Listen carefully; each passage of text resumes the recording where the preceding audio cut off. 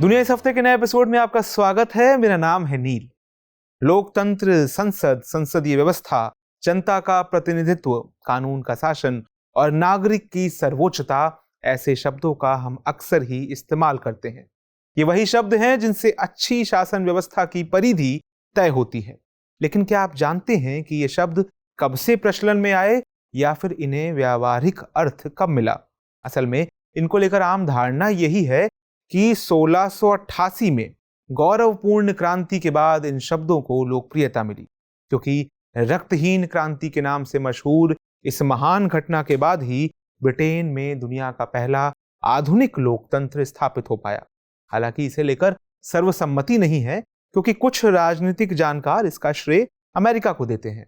बहरहाल, गौरवपूर्ण क्रांति को रक्तहीन इसलिए कहा जाता है क्योंकि इस क्रांति से इंग्लैंड का राजा बदला, इंग्लैंड की शासन व्यवस्था बदली, लेकिन कहीं भी खून का एक कतरा तक नहीं गिरा। इस क्रांति के बाद से ही यहाँ पहली आधुनिक संसद स्थापित हुई और संसदीय प्रणाली की सरकार अस्तित्व में आई। तब तक ऐसी बात और व्यवस्था दोनों से ही दुनिया का आमना सामना नहीं हुआ था। ये नवाचार दुनिया के लिए कौतूहल पैदा करने वाला था, मगर आज दुनिया इन शब्दों और ऐसी व्यवस्था से इतनी परिचित हो गई है कि कई दफा इन्हें कम गंभीरता से लेती है। हालांकि 300 सालों से अधिक समय से चली आ रही इस व्यवस्था से आज ऐसी कई चीजें जुड़ चुकी हैं जिन्हें गंभीरता से लेना जरूरी हो जाता है। ये चीजें उच्च लोकतांत्रिक मूल्यों और नैतिकता से जुड़ी हुई हैं।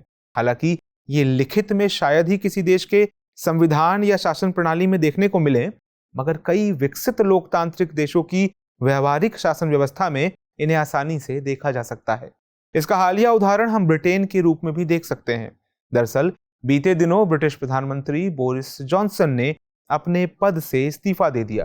इसके पीछे की वजह सिर्फ इतनी थी कि उन्होंने एक ऐसे व्यक्ति को डिप्टी चीफ व्हिप के पद पर नियुक्त किया था जिस पर यौन दुराचार का आरोप था।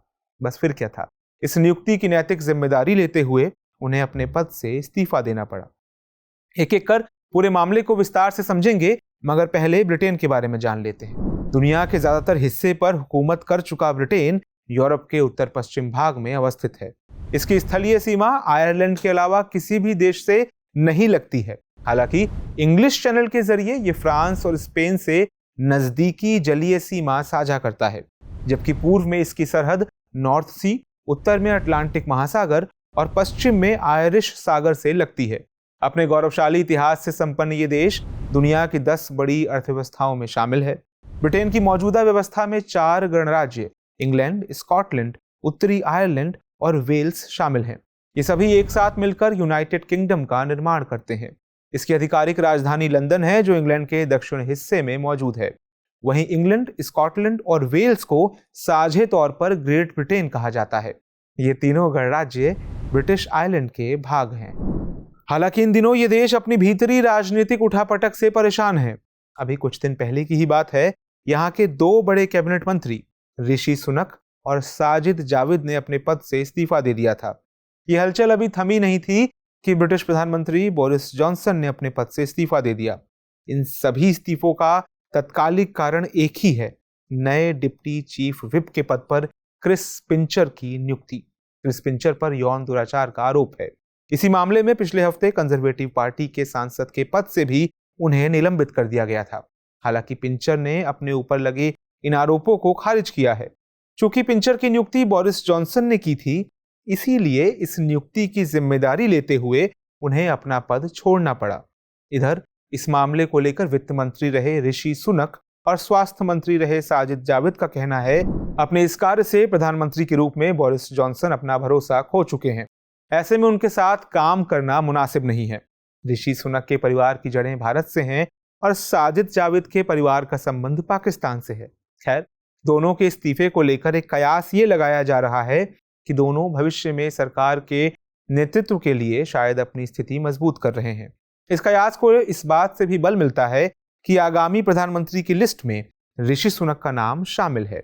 कम से कम संभावित लोगों की लिस्ट में उनका नाम शामिल है। इधर इन इस्तीफों के पीछे जानकारों का यह भी कहना है कि मामला महज पिंचर की नियुक्ति का ही नहीं है, इसकी बुनियाद तो पहले से तैयार थी। सवाल है कि बुनियाद थी क्या? असल में जॉनसन की सरकार इधर अन्य कई विवादों में भी घिरी रही है। इसका नतीजा ये रहा कि पार्टी के कई सांसदों ने बोरिस जॉनसन पर इस्तीफे को लेकर दबाव बनाया। पहला मामला कोविड से जुड़े नियमों को तोड़ने से संबंधित था। ये तब का मामला है जब डाउनिंग स्ट्रीट पर प्रधानमंत्री के कार्यालय में कोविड लॉकडाउन के दौरान पार्टी हुई। इसे लेकर बोरिस जॉनसन के प्रति असंतोष बढ़ गया। कहा गया कि प्रधानमंत्री कार्यालय ही कोविड से जुड़े नियमों को तोड़ रहा है। परिस्थिति को देखते हुए पुलिस ने प्रधानमंत्री पर जुर्माना लगा दिया। इस जुर्माने के साथ बोरिस जॉनसन ब्रिटेन के पहले ऐसे प्रधानमंत्री बने जिन पर कानून तोड़ने के मामले में कोई कार्रवाई हुई। दूसरा मामला टैक्स में बढ़ोतरी से संबंधित है। कुछ पार्टी सांसद टैक्स बढ़ने के कारण नाराज चल रहे थे। दरअसल ब्रिटेन में इन दिनों मुद्रास्फीति ने तेजी पकड़ी हुई है। ये बढ़कर फिलहाल तकरीबन 9% पर पहुंच गई है। हालांकि इसकी कई वजहें बोरिस जॉनसन के नियंत्रण से बाहर थी, जैसा कि यूक्रेन पर रूस के आक्रमण से तेल की कीमतों और खाद्य पदार्थों की लागत में वृद्धि होना। हालांकि इस बीच सरकार ने ईंधन पर से ड्यूटी हटाने जैसे कुछ कदम भी उठाए हैं, जबकि दूसरी ओर अप्रैल में टैक्स में वृद्धि भी कर दी है। इसके पीछे सरकार ने तर्क दिया कि टैक्स में वृद्धि से उगाही की गई धनराशि को स्वास्थ्य और सामाजिक देखरेख में लगाया जाएगा। एक और मामला सरकार के घटते जनादेश से भी जुड़ा है। असल में जून महीने में हुए उपचुनाव में पार्टी की हार हुई। इस हार के कारण कंजर्वेटिव पार्टी के प्रमुख ओलिवर डॉर्डन को इस्तीफा देना पड़ा। इससे बोरिस जॉनसन पर और दबाव बढ़ने लगा। अगला मामला ओवेन पैटरसन का है। पिछले साल अक्टूबर माह में हाउस ऑफ कॉमन्स कमेटी ने तत्कालीन कंजर्वेटिव सांसद ओवेन पैटरसन को 30 दिनों के लिए निलंबित करने की सिफारिश की थी। समिति ने कहा था कि उन्होंने अपनी समर्थन वाली कंपनियों को लाभ पहुंचाने के लिए लॉबिंग के नियमों को तोड़ा है, लेकिन प्रधानमंत्री के नेतृत्व में कंजर्वेटिव पार्टी ने उनके निलंबन को रोकने के पक्ष में मतदान किया। इतना ही नहीं, इस मामले में जांच कैसे की गई ये देखने के लिए उन्होंने एक नई समिति बना दी। हालांकि काफी हंगामे के बाद पैटरसन को इस्तीफा देना पड़ा। बाद में जॉनसन ने खुद भी माना कि उन्होंने इस मामले को संभालने में भारी चूक कर दी, लेकिन अब क्या, तब तक मामला हाथ से निकल चुका था। कुछ आलोचक ये भी मानते हैं कि बोरिस जॉनसन में फोकस और आइडियाज की कमी है। पहले बोरिस जॉनसन के सलाहकार रह चुके डोमिनिक कमिंग्स ने भी इस मत पर अपनी सहमति जताई है। वे जॉनसन पर बेकाबू होने का आरोप लगा चुके हैं। साथ ही कईयों ने प्रधानमंत्री जॉनसन के नजरिए पर भी सवाल उठाए और संदेह तो इस बात पर भी था कि उनकी कोई फिलॉसफी है भी या नहीं। इन सभी कारणों को ब्रिटिश प्रधानमंत्री जॉनसन के इस्तीफे के पीछे जिम्मेदार ठहराया जाता है। खैर, अब प्रधानमंत्री इस्तीफा दे चुके हैं, सरकार गिर गई है। अब आगे ये देखना दिलचस्प होगा कि सरकार का नया मुखिया इन सभी समस्याओं से निपट भी पाएगा या नहीं। अब समय है इस कार्यक्रम के रविवारीय विशेषांक दुनिया मेरे आगे की, जिसमें हम बात करेंगे दूसरी अहम अंतर्राष्ट्रीय खबरों की।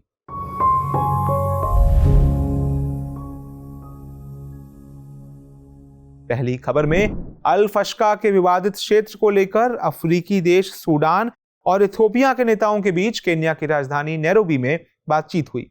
दोनों देशों के नेताओं ने विवाद सुलझाने के प्रति सहमति जताई है। बीते दिनों अल फशका क्षेत्र को लेकर दोनों अफ्रीकी देशों के बीच तल्खियां काफी बढ़ गई थी। आपको बता दें कि सूडान की अंतर्राष्ट्रीय सीमाओं के भीतर स्थित इस क्षेत्र को लेकर विवाद काफी पहले से ही रहा है, मगर इथियोपिया के किसानों ने आपसी बातचीत से इसे सुलझा लिया था। हाल के वर्षों में इथियोपिया द्वारा जल विद्युत बांध को बनाने से यह विवाद फिर से गहरा गया है। वहीं जर्मनी और नाइजीरिया ने लूटे गए बेनिन कांस्य की वापसी के लिए समझौते किए।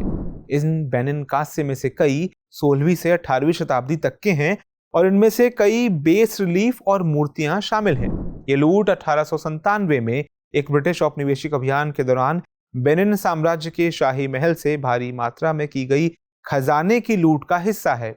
चूंकि बेनिन साम्राज्य का ये क्षेत्र अब दक्षिण पश्चिमी नाइजीरिया का हिस्सा है, इसलिए नाइजीरिया ही इस ऐतिहासिक विरासत का वारिस है। गौरतलब है कि फ्रांस और ब्रिटेन भी नाइजीरिया को कुछ मात्रा में बेनिन कांस्य वापस कर चुके हैं। उधर पश्चिमी अफ्रीकी देश घाना अपनी अर्थव्यवस्था की बदहाली की वजह से खबरों में है। गौरतलब है कि इस साल कई माह में घाना की मुद्रास्फीति 18 साल के अपने उच्च स्तर यानी तकरीबन 27% पर पहुंच गई थी। इसके चलते यहाँ वस्तुओं की कीमतों में बढ़ोतरी होने लगी। ऐसे में आर्थिक कठिनाइयों से जूझ रहे लोग विरोध स्वरूप सड़कों पर उतर आए। इसे देखते हुए यहाँ की सरकार ने IMF यानी अंतर्राष्ट्रीय मुद्रा कोष से वित्तीय सहायता मांगने की घोषणा की। पहले गोल्ड कोस्ट के रूप में जाने जाने वाला घाना औपनिवेशिक शासन से मुक्त होने वाला पहला उपसहारा राष्ट्र बना था। इसे साल 1957 में ब्रिटेन की सत्ता से आजादी मिली थी। ये देश पश्चिम में आइवरी कोस्ट, उत्तर में बुर्किना फासो और पूर्व में टोगो के साथ अपनी सीमा साझा करता है। दक्षिण में इसकी तट रेखा गिनी की खाड़ी और अटलांटिक महासागर से लगती है। बीते माह बुल्गारिया ने उत्तरी मैसेडोनिया के साथ एक नई वार्ता शुरू की थी। इस वार्ता का मकसद यूरोपीय संघ में उत्तरी मैसेडोनिया के मेंबरशिप का रास्ता साफ करना था। इसके एवज में बुल्गारिया को कुछ रियायतें देने की मांग हुई। ये मांग उत्तरी मैसेडोनिया में रह रहे कुछ 3,500 बुल्गेरियन लोगों से जुड़ी हुई थी। मांग ये थी कि उन लोगों को भी उत्तरी मैसेडोनिया के संविधान में जगह दी जाए और उन्हें यहाँ के नागरिकों के बराबर समान अधिकार दिए जाएं। मगर बीते दिनों सरकार द्वारा दी गई इस रियायत के खिलाफ उत्तरी मैसेडोनिया में भारी विरोध होने लगा। यूरोप के दक्षिण पूर्व में स्थित उत्तरी मैसेडोनिया और बुल्गारिया दोनों पड़ोसी देश हैं। जहां उत्तरी Macedonia Serbia, Kosovo, Bulgaria, Albania और ग्रीस जैसे देशों के साथ अपनी सीमा साझा करता है, वहीं बुल्गारिया की सरहद रोमानिया, तुर्की, ग्रीस, उत्तरी मैसेडोनिया और सर्बिया के साथ लगती है। तो आइए आखिर में नोट कर लेते हैं अब आज का सवाल है, डिप्टी चीफ व्हिप की नियुक्ति की कीमत ब्रिटिश प्रधानमंत्री बोरिस जॉनसन को अपना पद त्याग कर चुकानी पड़ी। टिप्पणी करें। दुनिया इस हफ्ते के इस एपिसोड में इतना ही। कार्यक्रम खत्म करने से पहले आपके लिए एक सूचना। आगे से जब इस कार्यक्रम को आप सुने तो साथ में अपना एक एटलस लेकर बैठें। किसी भी प्रकाशन का एटलस हो। हम जब भी मानचित्रों की चर्चा करें, तमाम खबरों में आए देशों की चर्चा करें, आप उस देश को, उस जगह को अपने मानचित्र में रेखांकित करें, उसको खोजें। धीरे धीरे आप पाएंगे कि आने वाले कुछ हफ्तों में ही पूरी दुनिया आपके हाथों के बीच समाने लगेगी।